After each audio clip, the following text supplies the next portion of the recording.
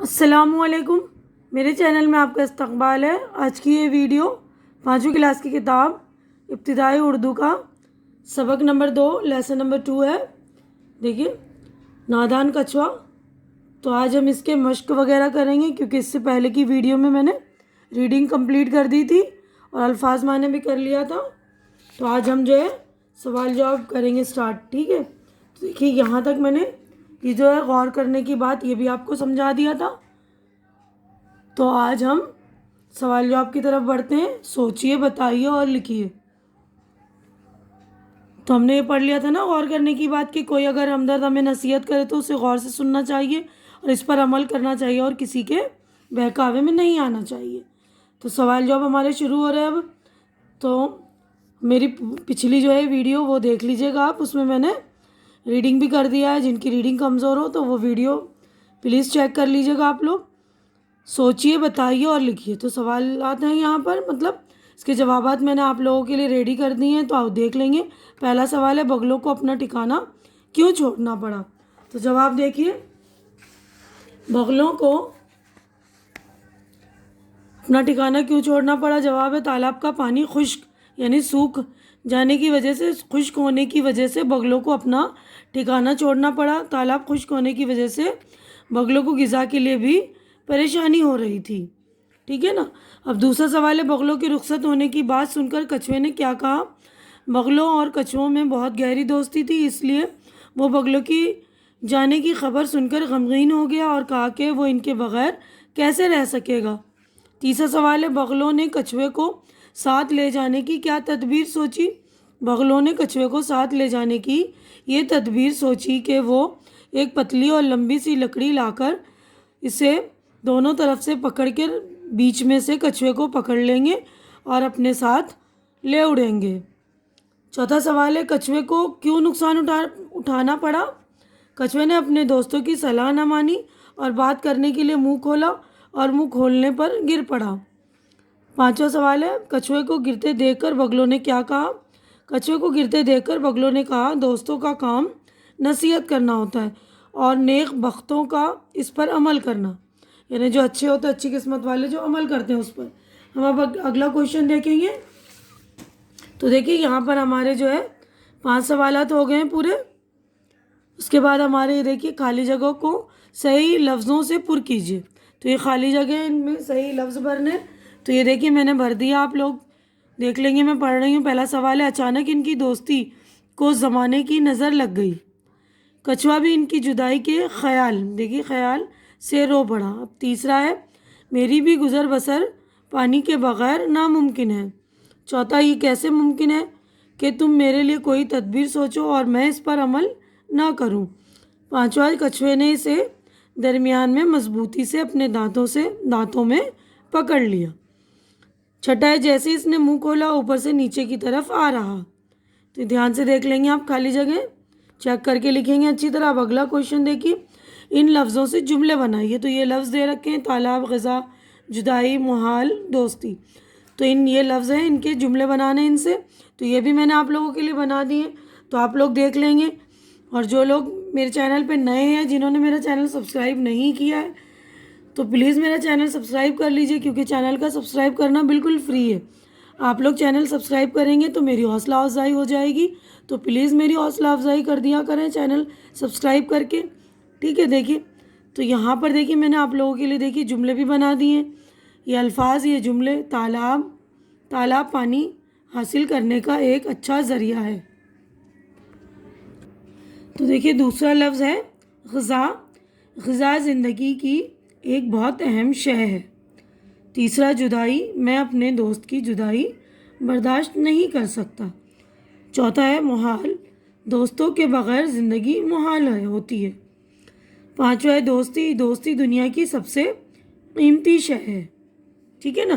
تو اب اگلے سوال پر ہم ان جملوں پر غور کیجئے۔ تو پہلا جملہ دیکھیے میں پڑھ رہی ہوں، آپ ان جملوں پر غور کیجئے گا۔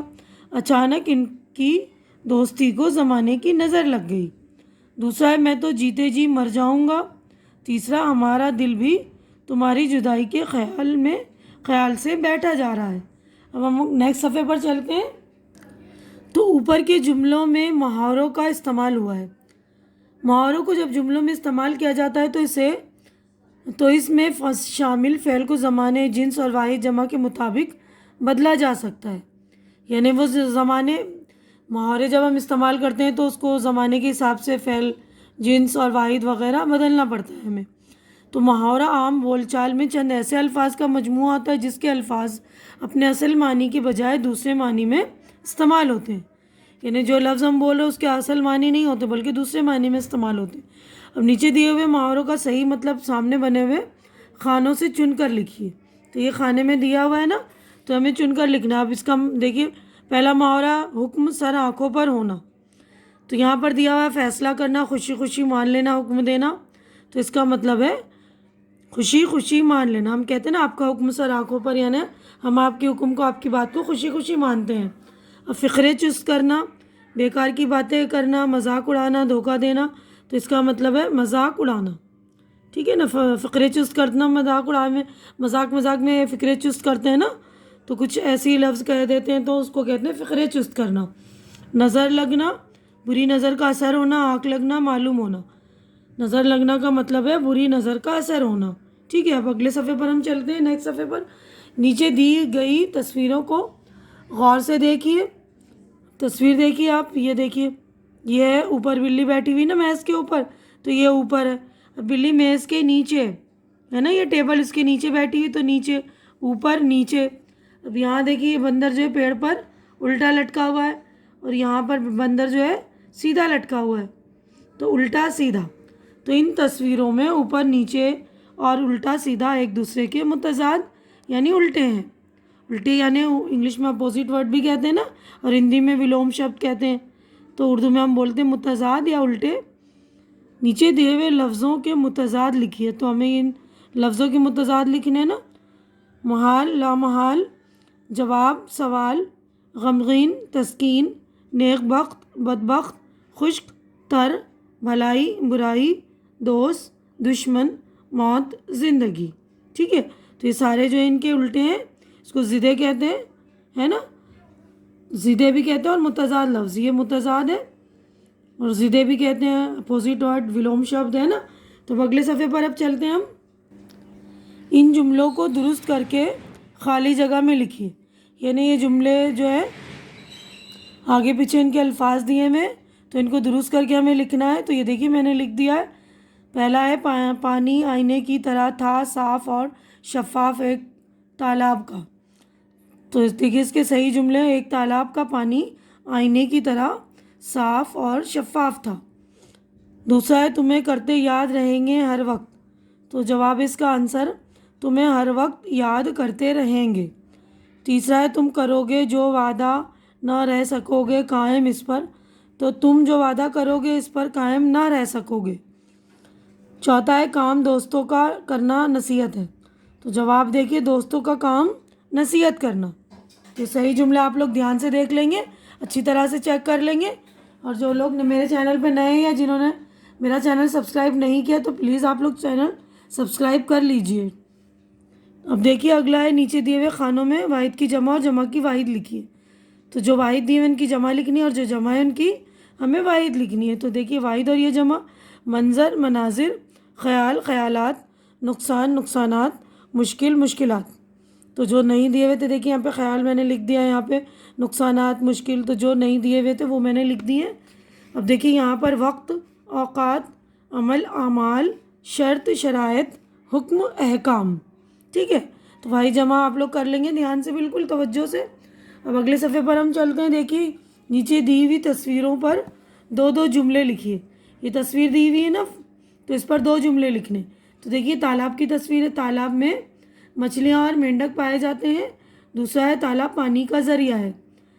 اب یہ لکڑی دی ہوئی ہے، لکڑی سے فرنیچر وغیرہ بنائے جاتے ہیں. لکڑی ہمیں پیڑ پودوں کے ذریعے حاصل ہوتی ہے. اب یہ دیکھیے کچھوے کی تصویر ہے. کچھوا دیکھنے میں پتھر کی طرح ہوتا ہے. کچھوا بہت آہستہ آہستہ چلتا ہے. اب یہ بگلے کی تصویر ہے نا. بگلے تالاب میں رہتے ہیں، تالاب میں ہی سے اپنی غذا حاصل کرتے ہیں. اب یہ آنکھیں خدا کی طرف سے عطا کیا گیا ایک بیش قیمتی تحفہ ہے نا، بیش قیمت تحفہ ہے نا یہ. آنکھوں کے ذریعے انسان دنیا کے خوبصورت مناظر دیکھتا ہے. ٹھیک ہے، تو دو جملے میں نے لکھ دیے. اس کے علاوہ آپ کو کچھ اور سمجھ میں آئے تو آپ لوگ وہ لکھ دیں گے اور مجھے کمنٹ کر کے بتائیں گے. کمنٹ کر کے آپ سینٹنس لکھ کے مجھے بتا دیجیے گا کوئی اچھا اور سینٹنس سمجھ میں آ رہا ہے تو، ہے نا. اب دیکھیں یہاں پر بلند آواز سے پڑھیے اور خوشخط لکھیے. خوشخط یعنی اچھی لکھائی، اچھی رائٹنگ. ٹھیک ہے نا. تو یہاں پر میں نے دیکھیے ایک بار لکھ دیا یہ محال، تو باقی نیچے آپ کو یہاں لکھنا محال محال محال محال محال. ٹھیک ہے نا. اب یہ رخصت رخصت رخصت رخصت یہاں پر لکھ لیں گے آپ. تدبیر تدبیر تدبیر تدبیر اس طرح لکھ لیں گے. اب یہ مضبوطی، تو مضبوطی مضبوطی مضبوطی لکھ لیں گے. اس کے بعد ہے یہ نصیحت، تو نصیحت نصیحت نصیحت لکھ لیں گے. بلند آواز میں اچھی طرح سے پڑھ لیں گے. پہلے سن لیجئے گا میں نے کیا پڑھا ہے، پھر اس کو بلند آواز میں اچھی طرح سے پڑھ لیں گے. اور خوشخط یعنی آپ کو اچھی لکھائی میں لکھنا ہے. اگر آپ کی رائٹنگ اچھی ہے تو ڈائریکٹ کو بک میں لکھیے، اگر رائٹنگ اچھی نہیں ہے تو اس کو کاپیوں میں اپنے نوٹ بک میں پریکٹس کیجیے، پھر اس کے بعد بک میں لکھیے خوشخط، ہے نا. تو دیکھیے میں پڑھ رہی ہوں بلند آواز میں، آپ لوگ اچھی طرح سے پڑھ لیں گے. محال میم کے اوپر پیش ہے. محال، رخصت، تدبیر، مضبوطی، نصیحت. تو یہیں پر ہمارا جو ہے چیپٹر ہو گیا ہے مکمل. تو ہم اپنی ویڈیو بھی یہیں پر مکمل کر رہے ہیں. امید کر رہی ہوں کہ میری یہ ویڈیو آپ کو اچھی لگ رہی ہوگی. اچھی لگ رہی ہے تو اسے لائک کیجیے، زیادہ سے زیادہ شیئر کیجیے تاکہ زیادہ ضرورت مند بچوں کی ضرورت پوری ہو سکے. اور میرا چینل سبسکرائب کر کے میری حوصلہ افزائی کیجیے. ہماری اگلی ملاقات اگلے ویڈیو میں ہوگی. تب تک کے لیے اللہ حافظ.